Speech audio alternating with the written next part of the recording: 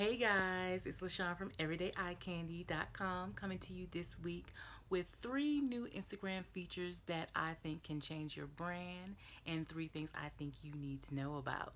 So let's get right to it. So the first Instagram update that has happened over the last 30 days is follow hashtags.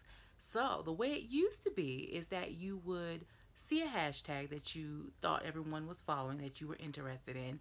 You would type in that hashtag in the search bar and go look at the hashtag that way. You could see the top 9 and then you could see various other photos in there. It took a lot of time, but it was worth it. Then the other way that you could follow hashtags is if you saw a hashtag on someone's post, you could click through it that way and then follow the hashtag that way, looking at it, commenting, looking at the post. Now you can actually go in, search a hashtag, and click the follow button, and it will show up in your feed. Now, not all of the posts on that hashtag show up in your feed. What usually shows up in your feed are the top 9, what we used to call the top 9. So the top 9 photos in that hashtag usually show up in your feed, and sometime a few more. But how does that affect us as influencers? Well, what that means is that you have to be even more strategic when you are looking to include hashtags with your posts. You have to be even more strategic about what hashtags matter to your followers, what hashtags matter to the people who you are trying to reach, and do it that way. Otherwise, there is a feature also that if you are spamming a hashtag, that the people who are following that hashtag can report you for spamming it. So that is something to think about. So think about ways that you can use that more strategically, is by basically being more strategic about which one of the hashtags you want to use.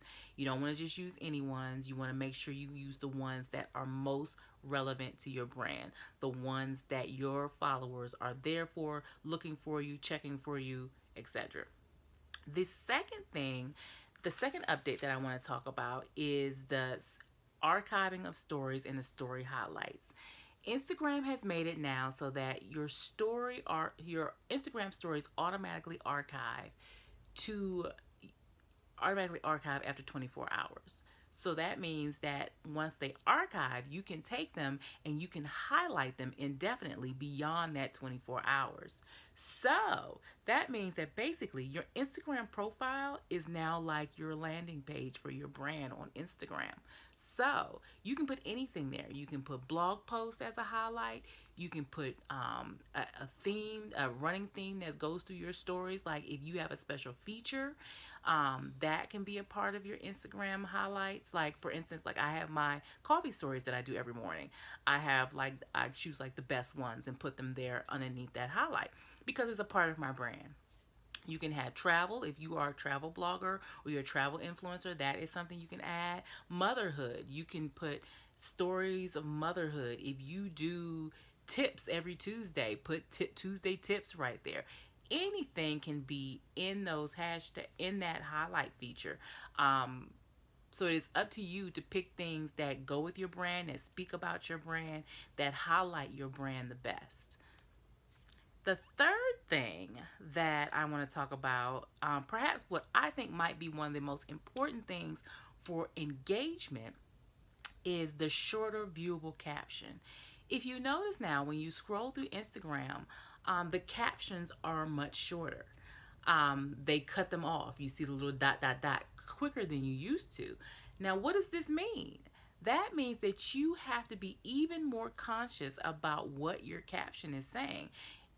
And specifically, you have to be even more specific about what the first couple of lines of your caption say. So that means that your call to order, your call to action needs to be in the beginning of your caption, not at the end, at the beginning, because you don't want them to keep scrolling past. You want them to stop when they see your question and be like, oh, let me answer that.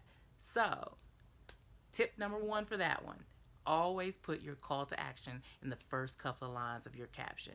That way, your followers would do more than just scroll by. They'll actually scroll by, stop, and interact with your post, which in turn will boost you in the algorithm, because that is what you want, because that is what will get you seen. So that's it. So hopefully these three tips get you going, get you involved in your brand, and finding ways to help people engage with your content and produce content that your followers and people who are your ideal audience want to follow. So I will see you guys next week. Bye bye.